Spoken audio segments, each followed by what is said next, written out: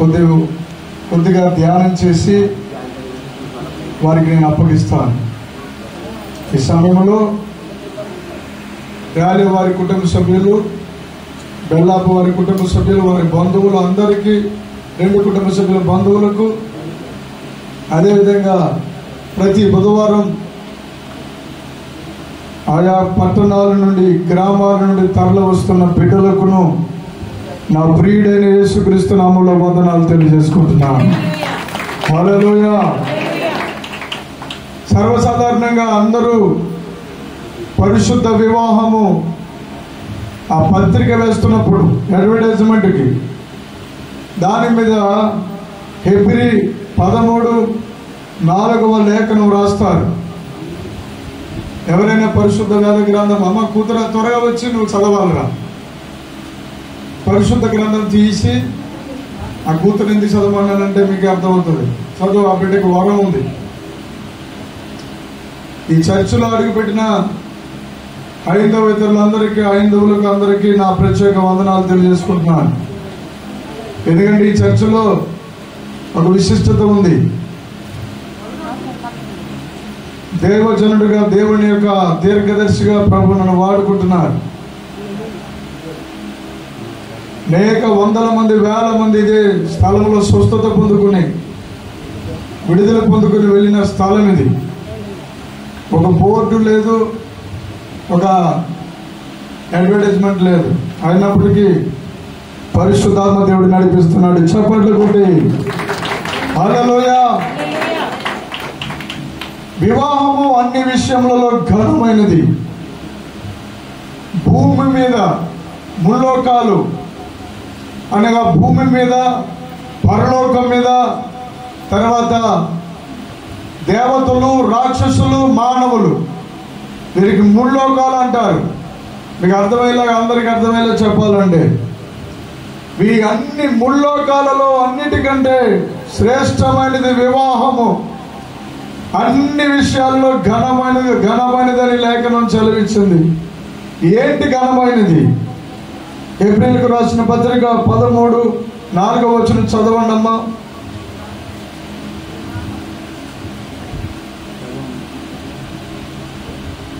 ఆ మాట పూర్తిగా ఆ అధ్యాయంలో ఉన్న వచనము పూర్తిగా చదవరు. ఒకసారి చదివితే మనకు అర్థమవుతుంది. నేనే చదివేస్తాను. వివాహము అన్ని విషయములలో ఘనమైనది గాను, అది ఘనమైనది గాను, పాపము నిష్కలమైనది గాను నిష్కల్మషమైనది గాను ఉండవలెను, ఉండాలి. తర్వాత వేశ్యాసంగులకును వ్యభిచారులకును దేవుడు తీర్పు తీర్చును. అది దేవుడు తీర్పు తీర్చును. చాలమ్మా, దేవుడు తీర్పు తీరుస్తాడు. చూడండి, పెళ్లికి చక్కగా ఉంది కదా అని చెప్పి వాక్యాన్ని చదివేసి చాలా ఉందాతనంగా మా అన్నదమ్ములు, దైవ సేవకులు అందరూ చాలా క్రమముగా, మర్యాదకరంగా, చాలా మాటగారితనంతో బోధిస్తూ ఉంటారు. వాస్తవానికి నరుడు జీవాత్మాయను, నరుడులో నుంచి వచ్చిన నారి ఆవిడ కూడా జీవాత్మాయను. వారిద్దరి నుండి ఆది దంపతులు అవ్వ ఆదాముల నుండి ప్రపంచమంతా నింపబడిన మనందరము ఈ రోజున కుటుంబముగా కలిసి జీవించాలని లేఖనమే ఆశీర్వదించింది. ఆది కాలంలో, అనాది కాలంలో. గట్టిగా హల్లెలూయా చెప్పండి. హల్లెలూయా. అసలు హల్లెలూయా అంటే అర్థం ఏంటంటే, పరమాత్ముడా నీకు సాష్టాంగ నమస్కారము, నీకే నమస్కారము, వందనాలు, దండము అని అర్థము. హల్లెలూయా. హల్లెలూయా ఉన్న గొప్పతనం ఏంటంటే, ఏ భాషలో చూసినా పదం అందరికీ, ఇంగ్లీష్లో చూసినా హల్లెలూయా, మొత్తం సకల భాషల్లో హల్లెలూయా అంటారు. ఇక చివరికి దేవదూతలు కూడా హల్లెలూయా పలుకుతున్నారు. నా వివరణ అది కాదు, కానీ అన్ని విషయములలో అన్న చోట కింద పుట్టినట్లు చూడండి, అందరిలో, అందరిలో. అందుకని చెప్తున్నాను, కొలస్సీలకు రాసిన పత్రిక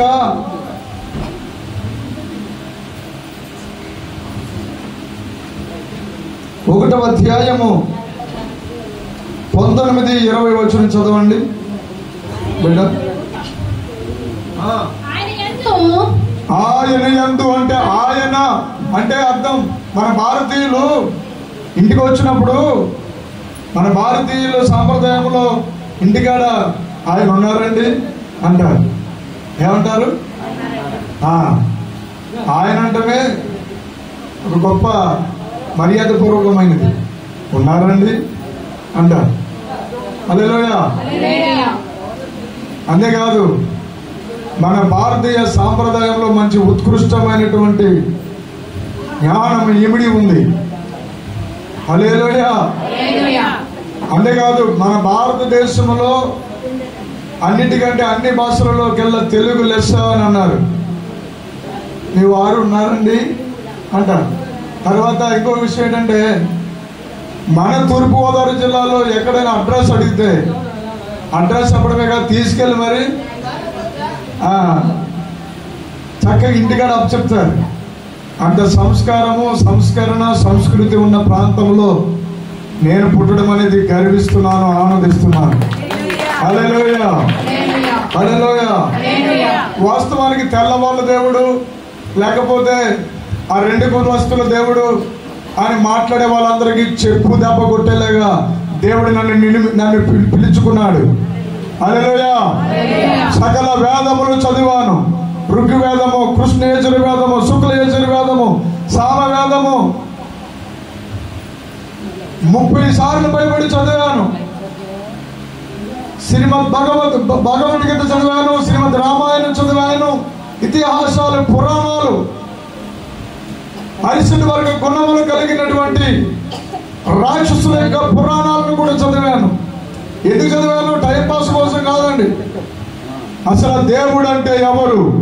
ఒక కులానికా, ఒక మతానికా, ఒక దేశానికా, ఒక ప్రాంతానికా? అసలు దేవుడు అంటే ఎవరు అనే అంశాన్ని చదువుకున్నాను.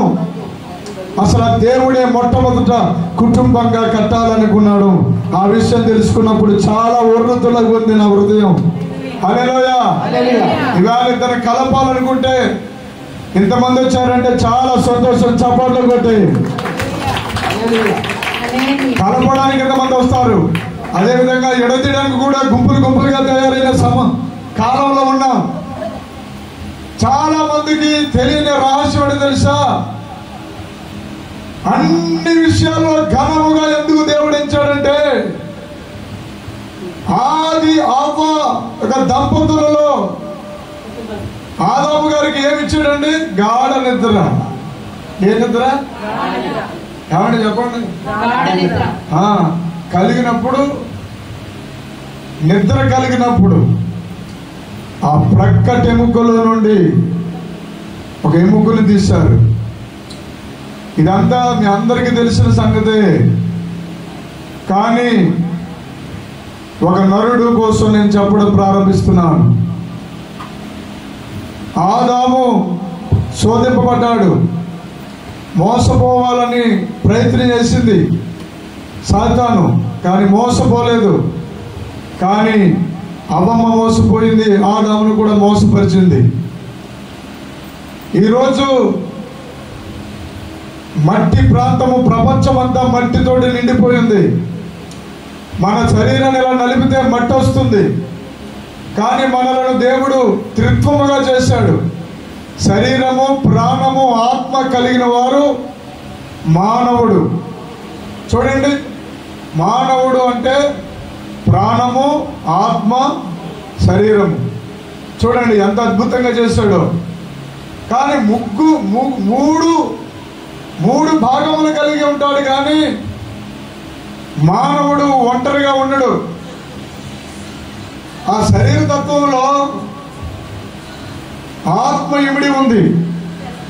బాయ్ జాగ్రత్త విను. ఆత్మ ఇమిడి ఉంది. ఆ ఆత్మకు అంతరాత్మ, ఆ అంతరాత్మకు పరమాత్మతో ఏకమవ్వాలి. దాని పేరే వివాహము. చప్పట్లు కొట్టి హల్లెలూయా.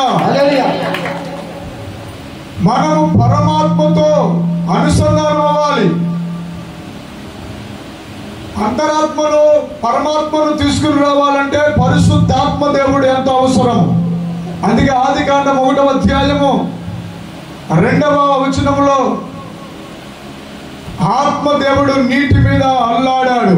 భూమి నిరాకారముగాను శూన్యముగాను ఉండెను. శూన్యముగా ఉంది, అర్థం లేదు, క్రమము లేదు. అలాగే వారిలో ఒంటరైన వారిని దేవుడు ఎలా చేస్తానన్నాడు? వేల మందిగా చేస్తానన్నారు. ఇక్కడ మరి ఒంటరిగా ఒక బిడ్డ ఉంది, ఒక కుమారుడు ఉన్నాడు, ఒక కుమార్తె ఉంది. వాళ్ళు మనం ఏమంటాము? పెండ్లి కుమారుడు, పెండ్లి కుమార్తె. ఎవరి ఈ క్రమమే పరిశుద్ధ దేవుని గురించిన జ్ఞానము. ఈ క్రమము మనము నేర్చుకోవాలి. గంటకొకరు చెప్పండి హల్లెలూయా. మీ అందరికి తెలిసిన సంగతో తెలియని సంగతో నాకు తెలియదు, కానీ పరలోకంలో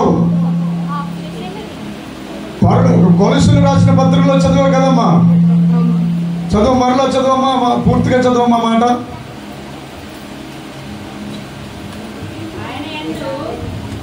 సర్వ పరిపూర్ణత, సర్వ సంపూర్ణత ఆయన శిలువ రక్తము చేత సంధి చేసి ఆయన